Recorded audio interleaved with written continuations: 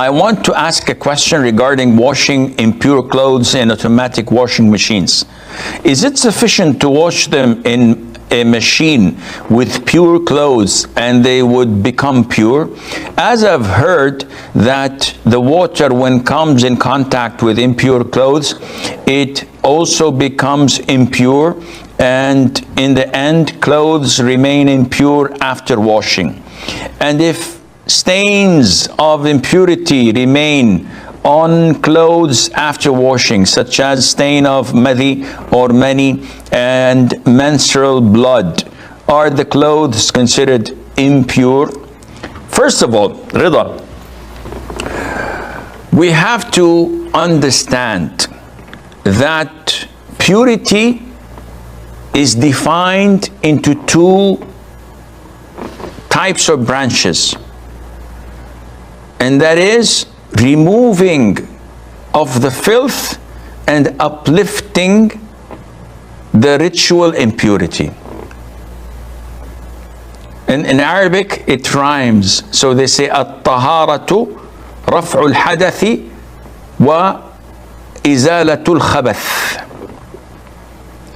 And I will not go into details, but if there were to have stains on this head cover that I'm wearing, and the stain is here, and I put it aside, and it rains, and I come after it dries, and the stain is gone. The impurity is gone. Of course, the stain is a result of an impurity. I did not intend it to be clean. It was just cleaned by the rain by itself. Is this sufficient? The answer is yes. Because removing the filth, the impurity, does not require an intention. Anything that removes the physical impurity is sufficient. And to the extent that scholars say that removing an impurity does not even require water. If it was removed by another liquid, another thing, this is sufficient. Unlike wudu, you cannot perform wudu except with water. But removing the filth, the najasa, the impurity, can be done with any substance. Now, as you have stated, Rida, scholars said that the amount of water to remove an impurity must be overwhelming. This is what the scholars say. However, overwhelming does not mean 10, 15, 20 liters of water. The nomad who came and urinated in the masjid, the Prophet told the companions to bring a bucket of water and pour it over it. He did not order them to dig it out and take whatever is there or wet and put it outside of the masjid. No, just pouring water over it was suffice, because the water would mix with urine, dissolve it, and it's gone.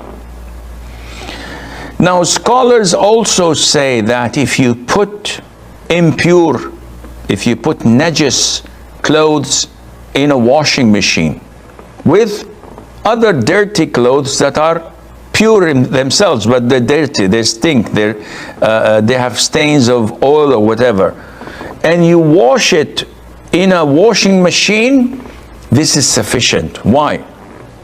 Because it's soaked in water, and it is washed thoroughly, the water is rinsed, it's spinned, then again clean water is put in, the same process is done, it's spinned, then rinsed. This by itself is sufficient to clean your impure clothes. Now we come back to the issue of stains. Now, stains of menstrual blood is normal, because even if you wash them thoroughly so many times, the stain, the color would remain, but the impurity itself is gone. So the scholars say that the stains that remain after washing it has no impact. they have no impact on the purity. The garment is pure. Though there is stain, marks, but it was washed, and this is sufficient for it to be clean, to be used. So don't have the whispers of shaitan messing up with your head. This is inshallah all legit, and it is